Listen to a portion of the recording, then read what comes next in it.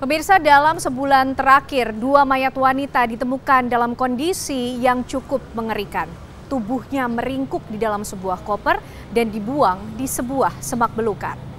Korban pertama ditemukan di wilayah Bekasi, Jawa Barat, sedangkan korban berikutnya ditemukan di wilayah Bali. Berikut cerita naasnya 2 wanita asal Bandung dan Bogor yang ditemukan telah menjadi mayat.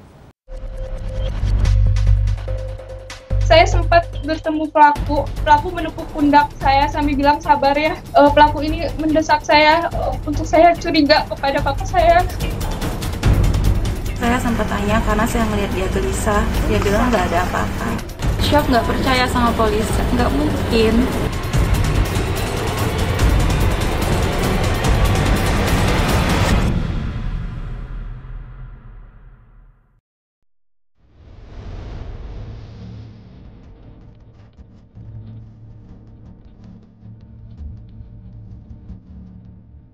Tubuhnya tak lagi bernyawa saat ditemukan.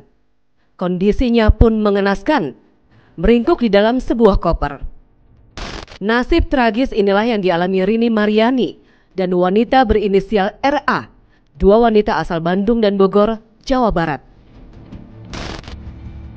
Jasad Rini Mariani ditemukan di Bekasi, sedangkan mayat RA ditemukan di Bali.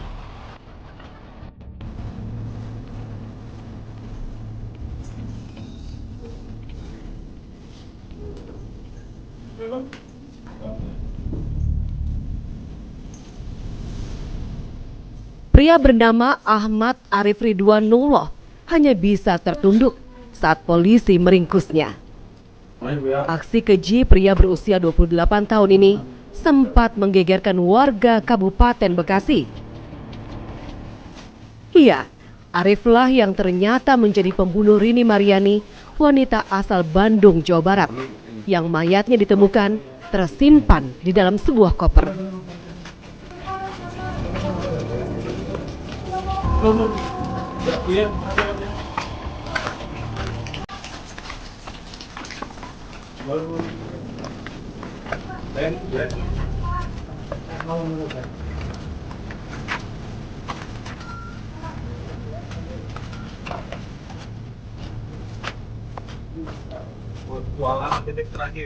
Penangkapan Arif bukan tanpa bukti.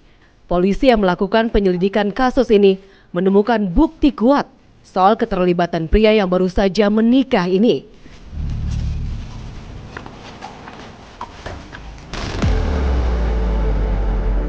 Dalam rekaman kamera pengintai atau CCTV sebuah hotel di Bandung, Arif terlihat masuk ke sebuah kamar bersama Rini pada tanggal 24 April 2024 pukul 9.51 waktu Indonesia Barat. Dan pukul 18.40, Arif terlihat keluar dari kamar hotel sambil membawa koper hitam. Ternyata koper inilah yang digunakan oleh Arif untuk menyimpan mayat Rini.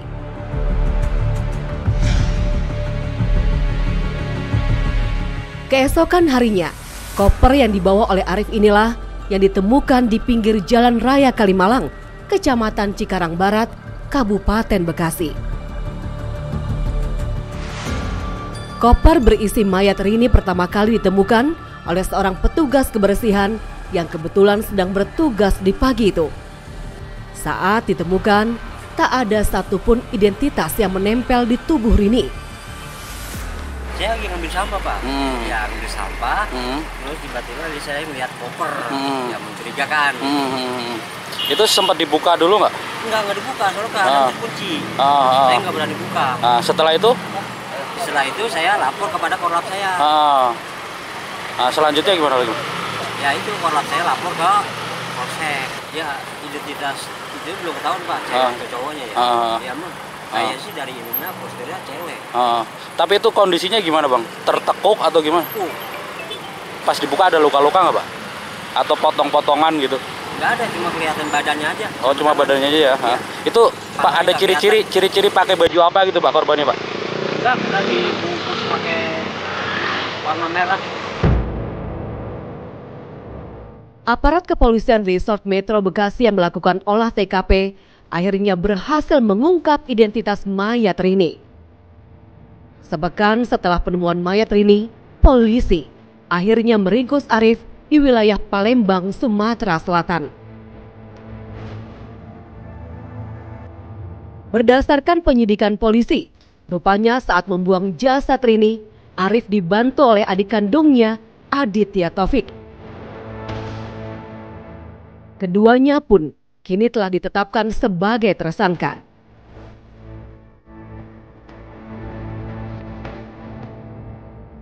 Lalu apa motif dari kasus pembunuhan ini?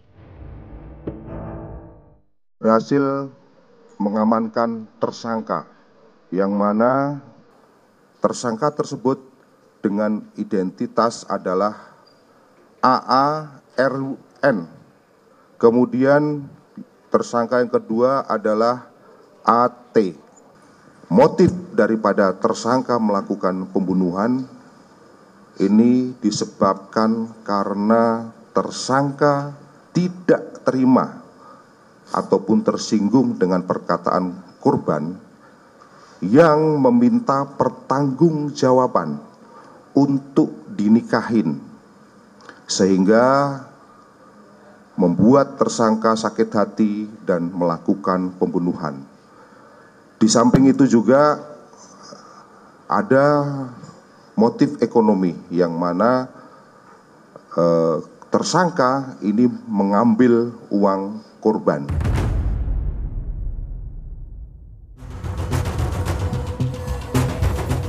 Ibu merupakan wanita yang bekerja keras. Ibu juga seorang wanita yang kuat. Saya yakin ibu saya bukan orang yang seperti itu.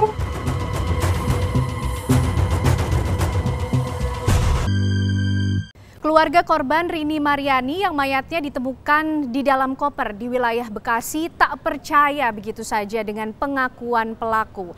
Mereka menilai pelaku banyak memberikan keterangan bohong mengenai kenapa ia membunuh. Saya sempat bertemu pelaku menepuk pundak saya sambil bilang sabar ya. Pelaku ini mendesak saya untuk saya curiga kepada papa saya. Saya sempat tanya karena saya melihat dia gelisah, dia bilang nggak ada apa-apa. Syok nggak percaya sama polisi, nggak mungkin.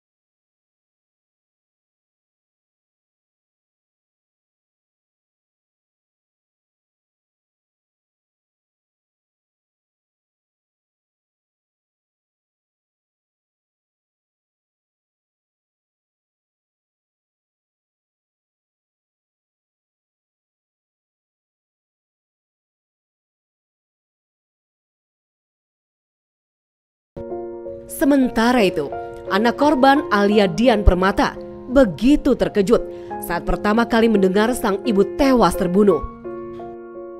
Menurut Alia, ibunya merupakan seorang wanita yang penuh tanggung jawab terhadap keluarga.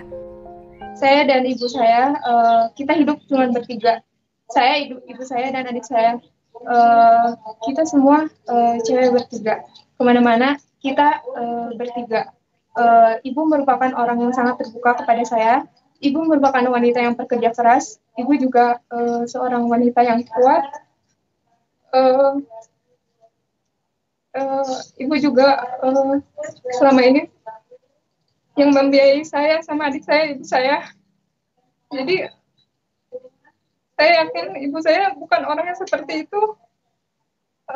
Saya ingin meminta kepada seluruh masyarakat, Bapak Presiden atau Kapolri untuk kawal kasus ini, untuk tinjau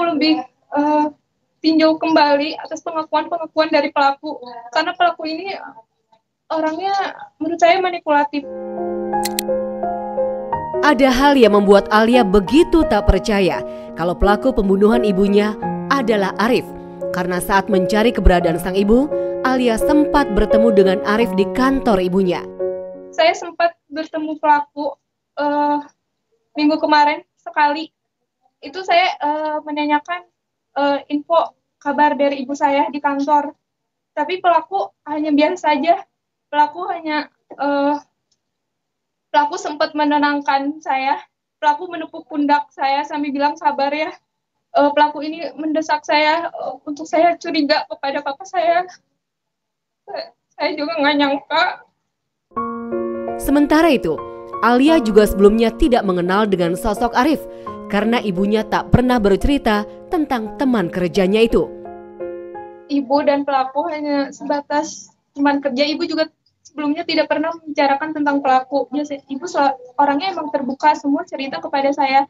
Tapi ibu nggak pernah cerita tentang pelaku. Arif sudah mengakui perbuatannya. Bahkan Arif juga sudah mengakui apa yang dilakukannya dengan korban di dalam kamar hotel. Namun Alia tidak mempercayai pengakuan Arif sepenuhnya. Semua tolong jangan berasumsi macam-macam juga. Karena ini pelaku juga jangan hanya percaya kepada sebelah pihak saja. Sekarang kita tahu pengakuan dari pelaku, tapi kan kita nggak bisa bertanya kepada ibu saya. Ibu saya sudah di dalam kubur. Gimana caranya kita hanya mempercayai satu belah pihak saja.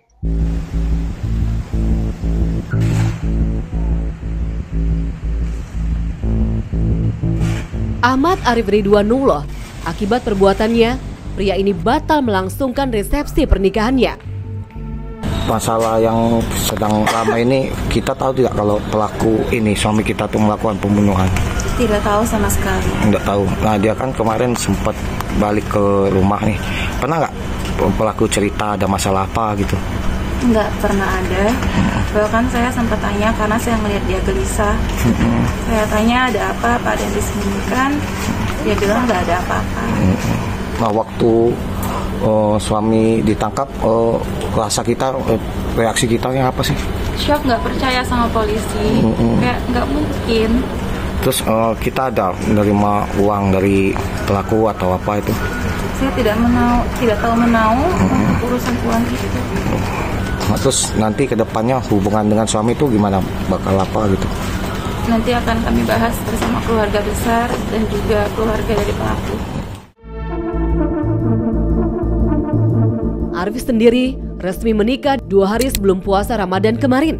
Dan rencana resepsi pernikahannya baru akan dilangsungkan pada 5 Mei 2024 lalu.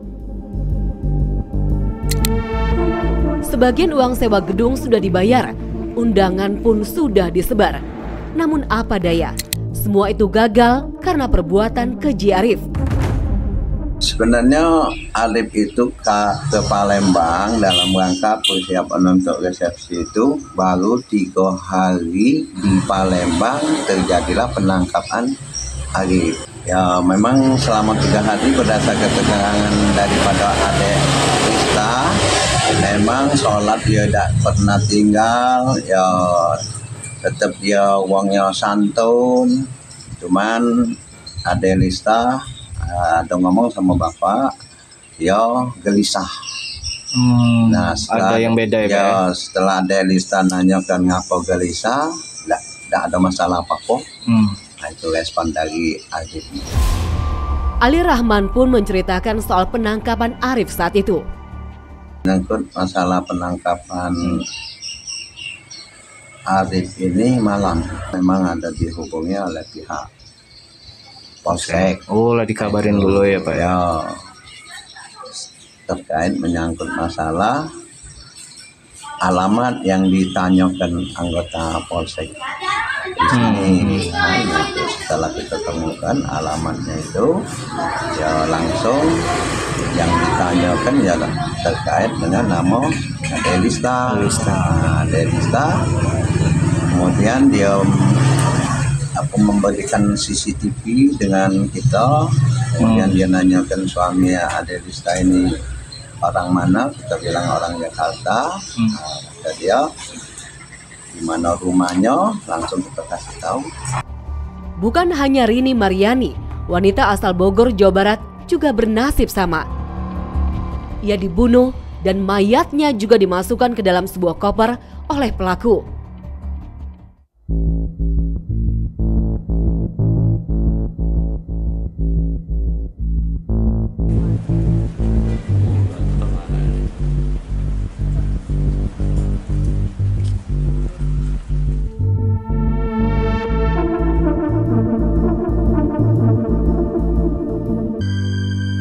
RA adalah wanita asal Bogor, Jawa Barat. Ia mengadu nasib di Bali dengan bekerja sebagai pekerja seks komersial.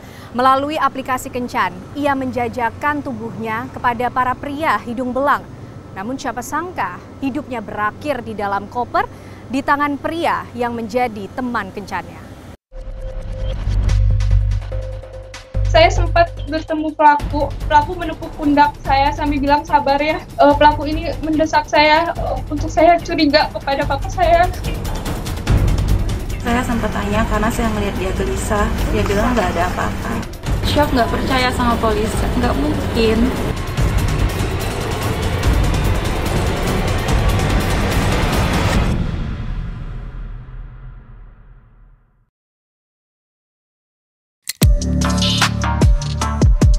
Selain di Bekasi, cerita soal pembunuhan yang mayat korbannya disimpan dalam sebuah koper juga terjadi di Kabupaten Badung, Bali. Korban berinisial RA yang berprofesi sebagai pekerja seks komersial. Koper berisi jasad RA ditemukan di Jembatan Panjang Kabupaten Badung, Bali pada 3 Mei 2024. Polisi kemudian melakukan penyelidikan kasus ini sampai akhirnya muncul satu nama yang diduga kuat sebagai pelaku pembunuhan. Adalah Amrin Al-Rashid Pane, pria 20 tahun inilah yang terakhir berkencan dengan RA di kamar kosnya. Setelah cukup bukti, Amrin pun akhirnya ditetapkan sebagai tersangka.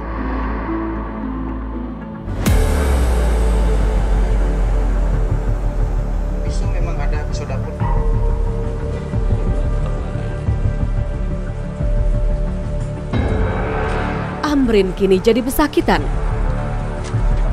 Perbuatannya telah menggiringnya ke balik jeruji besi penjara. Dari pengakuannya, Amrin nekat membunuh RA lantaran kesal karena tarif yang diminta oleh RA setelah melayaninya tidak sesuai dengan kesepakatan. Di mana terjadi transaksi pertama oleh Micat yaitu sebesar 500.000 pada saat setelah selesai berhubungan badan. Korban meminta kenaikan menjadi 1 juta rupiah, di mana waktu itu tersangka